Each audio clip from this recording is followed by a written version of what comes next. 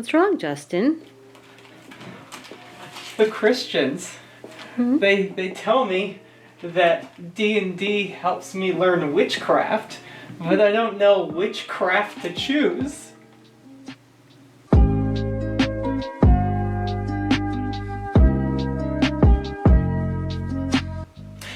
Hey guys, welcome back to Game On. Justin here, and 5th edition Dungeons & Dragons is the biggest edition ever. It's one that's seeing explosive exponential growth. Every year more and more people are playing it. It is a great way to get people into the RPG hobby and get people playing with each other and having fun. But like all hobbies out there, or just like everything out there, there are groups of people who don't necessarily quite understand what is happening, and they like to say that it is bad for some reason or other. In the 1980s, we did have that Satanic Panic. It was spread through Bible tracts, it was spread through religious organizations holding community meetings, and now we have what is called the internet. And I didn't think that Dungeons & Dragons was as controversial as it was in the 80s, but apparently it still is, even though it is much more widespread and accepted in society. So today we are going to take a look at some of these points. However, the reason why I am doing this is because I was lucky enough to be part of a podcast called Countering Christian Culture. So I have some friends back in college. One of them is now an ordained pastor, and one of them is just highly active in the church. And they like to go and look at how Christians are grown up and how they interact with the world and what they were taught.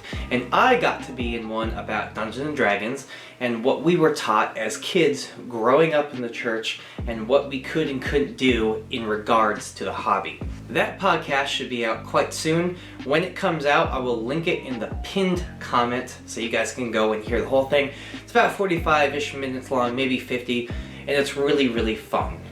Okay. Sidebar. Game On is not here to talk about religion and Christianity. That's not really what our channel's about. We're about Dungeons & Dragons and other RPGs. And also, this video is not about trying to convert a Satanist, a Wiccan, a Scientologist, an atheist, an agnostic. I'm not trying to convert anybody here. That's not what this video is about. This video is about taking those religious arguments against Dungeons & Dragons and trying to defend the playing of Dungeons & Dragons. I went to school to a place that is not affiliated with this video at all. They're called Messiah College, now Messiah University, where I took more religious, theology, and biblical classes than you probably will in a lifetime in 4.5 years. Oh boy. So I'm going to take my knowledge of Dungeons & Dragons, which is one of my favorite hobbies, and I'm also going to take my knowledge of the Bible and the Christian religion, at least the Christian religion as I knew it, and we are going to defend Dungeons & Dragons with what I know. So again, stick around, but I'm not going to try to convert anybody here. I'm literally just trying to counter-argument the ones that they're showing on this website that I found. So let's get into it, and sidebar. Okay, so before we get started, I will have a link to all of my sources in the description. I am a big believer of citing your sources, so that's what I'm going to be doing. In case you don't believe anything of what I'm about to say, again, I cite my sources there. Okay, so I'm going to pull up believersweb.org. This is a website that has a whole bunch of reasons why Christians shouldn't play Dungeons & Dragons. If I tackled all the points, this video would take forever. So we are just going to look at point number 6, and that is Dungeons & Dragons encourages occult and witchcraft activity and is just this whole cesspool of knowledge of witchcraft and the occult. Yeah, this whole book, this book right here has everything I need to know about witchcraft. Jeez. Witchcraft ain't what it used to be, huh? Okay, so their first point that they make here is that they are citing Dr. Gary North, and I will be quoting him. I'll have it up on the screen, but here is my quote. According to Dr. Gary North, quote, "Without any doubt in my mind, after years of study of the history of occultism, after having researched historical research, I can say with confidence these games are the most effective, most magnificently packaged, most profitably marked, most thoroughly researched introduction to the occult in man's recorded history, period. This is no game. What?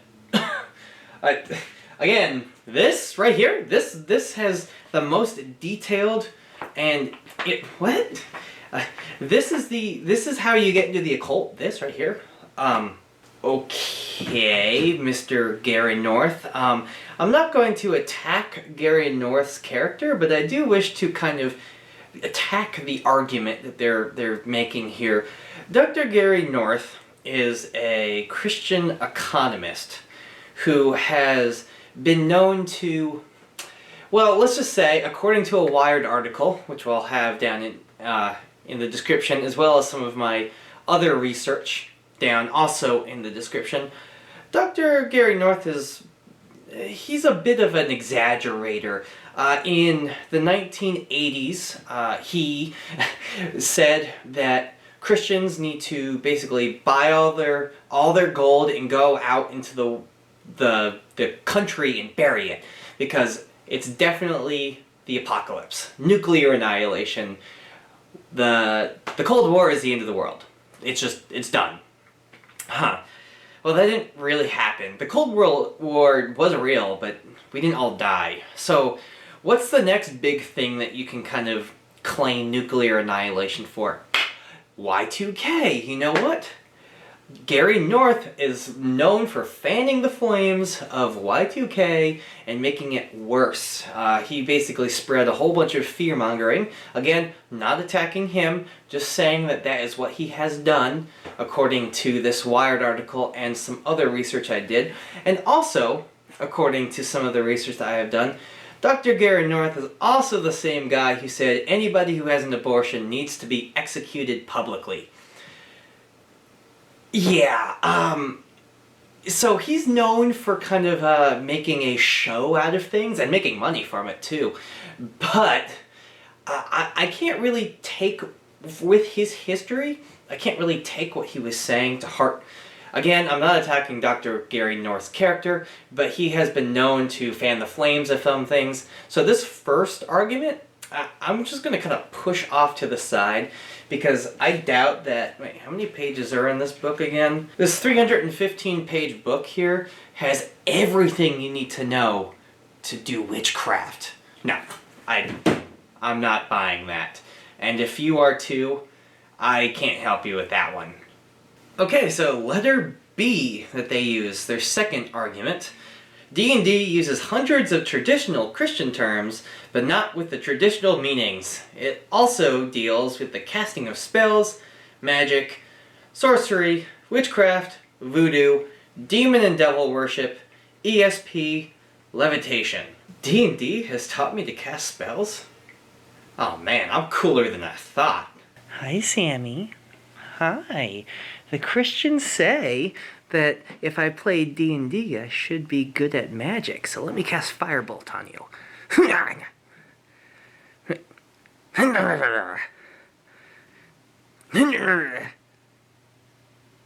Huh. Actually, casting spells and magic in Dungeons & Dragons looks more like this. Yeah, so the Goblin King has shown that he doesn't really want to give up the princess, so it looks like he's up for a fight. He's got a pretty high AC, so tell me what you want to do. I want to cast Firebolt. Okay, well, we're looking at a 17 because he looks pretty beefy and he has a shield. I got 23. Oh, wow. 9. Good job. Yeah, no, you're basically going to win this one. Which, to be honest, I don't know is how much different from this. Well, it looks like you just need to roll a 3 and a 5 for a full house. Oh, nice. You got a 3, so now let's just see if you can get that 5. Oh, yeah. Oh, wow. Good job. Yeah, no, I have no chance of winning this one. Looks like you're gonna win. Oh, wow. I can do this ESP stuff? Hold on one second. Okay, I'm gonna go downstairs and see if my mom will know that I want a Snickers bar with my mind. Oh, hi, honey. Do you have to poop? No! I'm trying to make you know what I want for a candy bar. Do you have a girlfriend yet? Ah, not helpful! But it kinda actually looks just more like this. The giant, humongous, ancient white dragon lands right in front of you, and it says, "I want you as food." I look at my friend, we both nod, and we run. How did you guys just know to do that? We've known each other so long that in a situation like this, we just know what to do. I can levitate. I gotta go test this out. Hey, Michelle. I know you're a bodybuilder, and I know you're my boss. You're the head personal trainer. But I think I can beat you now in squats. Your very best lift. Yeah. No, I learned it through Dungeons and Dragons, and I'm gonna test it now by jumping off my back porch. Yeah, no, through levitation. No, you know I'm not a drinker. Anyway, I'll see you tomorrow. Hey, Michelle. I think I'm not gonna be able to make it into work tomorrow. Ugh. Okay, but it actually looks a little bit more like this.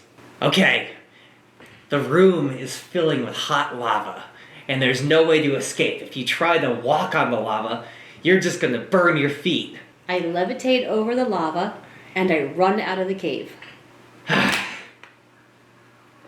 Pass me the Fritos. Okay, so according to this article, rolling dice or pretending like you were in a play, like an actor would, or in a movie, is witchcraft, sorcery, and voodoo, and demon worship?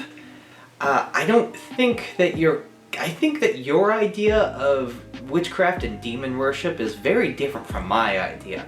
Because if rolling dice and sitting around a table with friends is demon worship and witchcraft, I think a lot of us might not be the best Christians in the world, huh? Okay, so I'm gonna combine C and D together, the next two. It says that the words demon, devil, and hell appear a total of 225 times in 8 pages of deities and demigods, and encourages the worship of them as lesser gods. And then it says the words devil, devils, and Satan also appear in the Bible over 150 times, but the Bible teaches something entirely different about them. Okay, so since Deities and Demigods is a book from an older edition and I don't actually have it, since 5th edition is the biggest popular one right now, I decided I wanted to take a look at devil and demon and all that compared to the Bible and 5th edition. So let's take a look at that really quickly. Okay, so forgive me, I have this written down, I couldn't memorize it all. So I did a quick look through the Bible, specifically the NIV, did devil, demon, Beelzebub, and Satan. That's kind of all the ones that I was looking for in the Bible. And it came out to about 171 was how many times all of those, basically Satan himself is mentioned in the Bible. The Bible has NIV has roughly 1,200 pages. It can be a little bit less, can be a little bit more, but that's just kind of a rough estimate. Out of that 1,200 pages, 171 times is the devil mentioned in any of his forms. That is 14.2% of the Bible, page-wise, has Satan or his other names mentioned on it. Now, it can be a little bit skewed, especially when it comes to Job and Luke. Sometimes it is said more than once on a page. So if you wanted to bring it down to 12% even, you could say, just for the sake of argument, that because some publishings have the word Satan or devil on the same page sometimes, we'll just say 12% for the sake of argument. So I went through the Monster Manual, Mordenkainen's Tome of Foes, Volo's, Guide to Monsters, The Player's Handbook, and Sword Coast Adventurer's Guide, specifically because the Sword Coast Adventurer's Guide has the information of the Blood War on it. All those combined have 1,306 pages, where 113 of those pages mentions a demon, or a devil, or a hell. So in the end, that is 8.6% of all those books, which is more pages than the Bible, where they talk about a demon or a devil or a hell. So the Bible actually talks more about the devil and demons and hell more than D&D does. So, you know, if these sets of books are the things that are really going to screw you up as just reading about devils and demons, the Bible has a lot more than all these books do. And let's get to that second point. Okay, so let's take a look at that second point that they made, because they say that the Bible teaches things very differently than the Dungeons and Dragons game. And even though the Bible might have Satan in it more than all the devils, demons, and hells combined mentioned in those multiple books in Dungeons and Dragons, it's more of a quality over quantity thing here. So let's take a look at Acts 10, because honestly, Acts 13:10. This verse kind of basically has everything that you need to know about the devil in one verse. So I'm reading from the NIV. This is Paul talking to Elysium. Again, this is in Acts. So in regards to Elysium, he's saying, "You are a child of the devil, and the devil is an enemy of everything that is right. You are full of all kinds of deceit and trickery. Will you never stop perverting the right ways of the Lord?"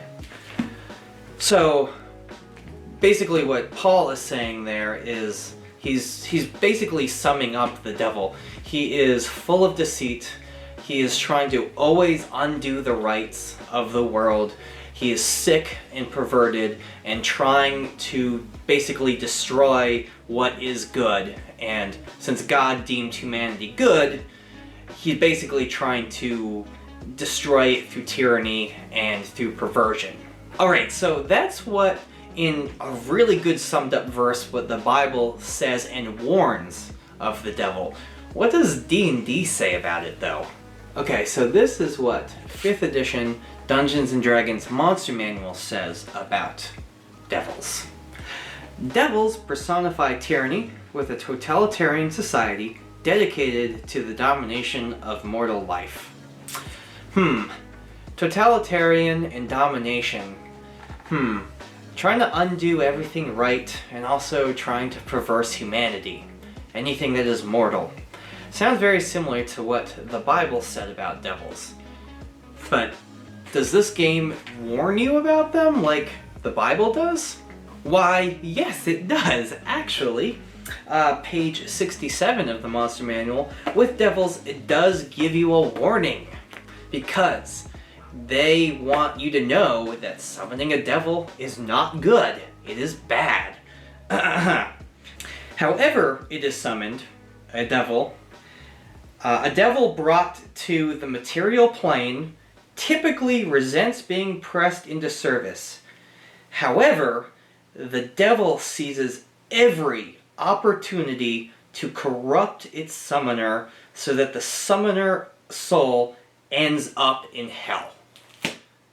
It is a warning in this book that you do not want to mess with the devil. Or, there's multiple devils in D&D, but you don't want to mess with them because they will do everything they can to corrupt you and perverse you, everything that is good. So, this thing says the exact same thing that the Bible says. Paul was saying, don't deal with the devil. The devil's bad. And this, the Monster Manual, 5th edition Dungeons & Dragons, says, watch out for devils, they are bad. So, again, the argument that this game is promoting the fact that Satanism and devil worship is great. It's not. It's actually doing the opposite. It's saying stay away from them at all costs because they will try to corrupt you and bring you down. Okay, so this was only one point that they made against Dungeons and Dragons for the Christian church, at least to this particular website. If you want me to break down more of these arguments, please let us know in the comments. Thank you guys so much for watching. Again, if you really like this and you want to see me defend my hobby some more against those Christians, let me know in the comments. Don't forget to like, comment, and subscribe. Have fun, stay safe, and game on.